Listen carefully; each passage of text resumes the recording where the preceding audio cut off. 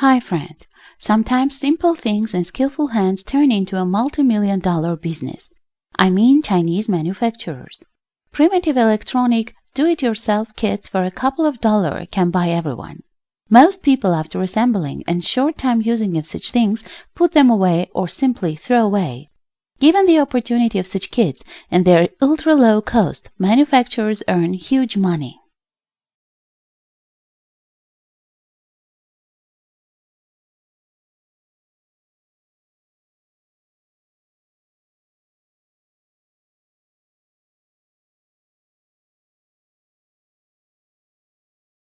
The purpose of my videos is to show that such kits are much nicer to make with your own hands. And naturally, it is important to understand the principle of their work. After all, everything starts with simple things. Interest to electronics can eventually turn into something more serious, for example, in a profession with good earnings.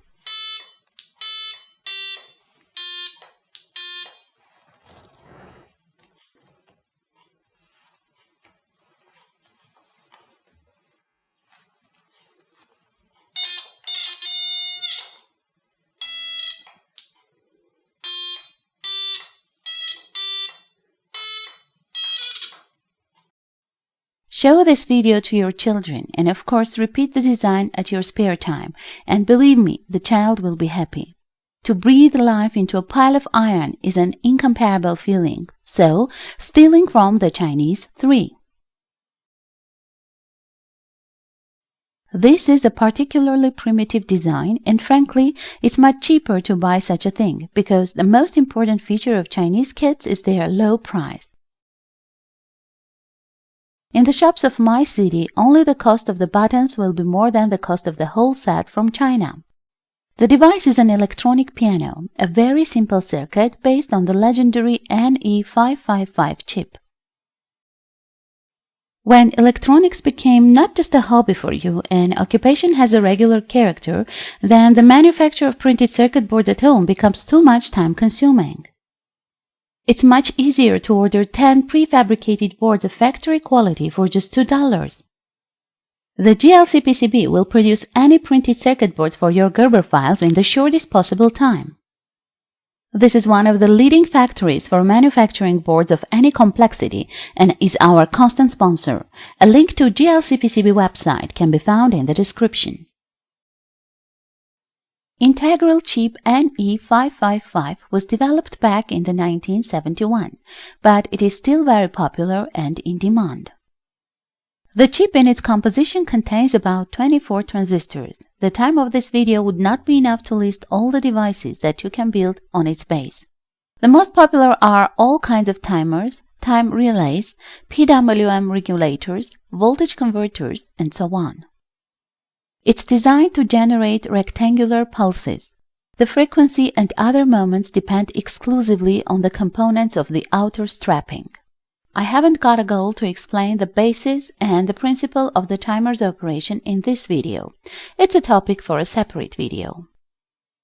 The chip is available in different packages. The most popular and familiar is the housing DIP8. It has 8 pins, the functional of which we will examine. The first and the 8 pins are minus and plus of power supply respectively. The range of supply voltages is on average from 4.5 to about 17 to 18 volts, depending on the manufacturer. It happens that the timer works from 3 volts. Pin 3 is the output of the chip NE555. The frequency of the output pulses depends on the capacitor and the value of the resistors. On this output is formed either a low-level signal equal to the mass of power supply or a high level equal to the pulse of power supply, although under real conditions the voltages are slightly different. In the digital world, these signals can be taken as binary code, a logical 1 and a logical 0. The output of the chip can control the transistor switch to amplify the current, and this transistor switch will control powerful loads, as a heating element, a bulb, or an electromagnetic relay for switching, for example, mains load. By the way, the maximum output current of the timer is about 200 mA. This is enough to control the low power loads directly, as it is done in our case. The fourth pin of the timer makes reset. If low voltage is applied to it, the timer is forced to reset to the initial state, and at the output we will receive a low-level signal. To start the timer, you need to apply a high-level signal to this pin.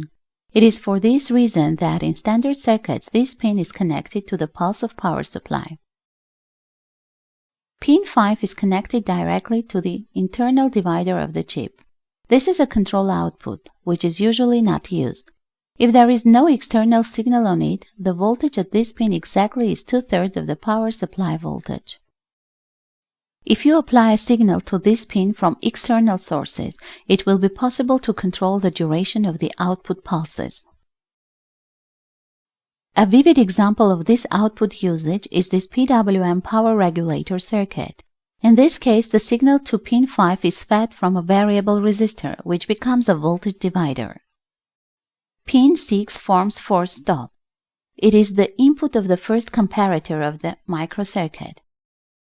If this pin has a high level, then the timer automatically stops and we get a low-level signal at output. The seventh pin is connected to the collector of the internal transistor. It can be seen that the collector of this transistor is connected to the time-setting capacitor and the emitter to the mass.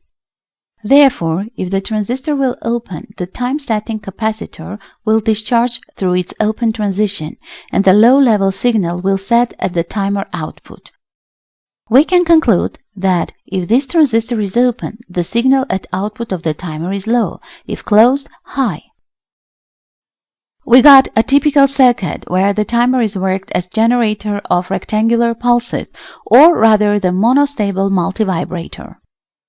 If we supply power to the circuit, at the output of the timer we got a sequence of rectangular pulses whose frequency will depend on the parameters of the time-setting circuit.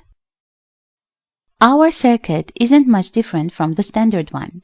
An exception is the presence of additional resistors and buttons. When a certain button is pressed, one or more resistors are connected to pin 6 and 2. Depending on the resistance, the frequency of the output pulses and hence the tone of the sound will be different, so pseudo-notes are formed. Naturally, through the selection of the components of the circuit, you can achieve a different frequency of the output pulses, and you can vary the number of buttons. Therefore, number of tones can be different. It's up to you. The printed board isn't stolen from the Chinese. It has been developed by me. The quality has turned out to be quite good. Here are used 7 buttons, and then everything is standard. To power this device is convenient from a 9 volts battery of 6F22 type. The timer is installed on the panel of solderless connection. You can use any buttons without fixing. The assembled design must work at once. If it doesn't work, then something is mixed up, or the timer chip is faulty. During assembly, pay attention to a couple of jumpers, one of which is under the timer chip, so it must be installed first. Speaker is almost any. Resistance is also not particularly important. The circuit and the PCB can be downloaded together with the general archive. Link, as always, is in the description. Also, there are links to kits of pianos and for the purchase of components for the self-assembly of this toy. Please don't forget to rate this video and share it with your friends and leave feedback on what topics you'd like to see on the channel. If you have any questions related to electronics, ask them in our official group. The link is also in the description. Now I say goodbye until new meetings. With you was Kaisian TV.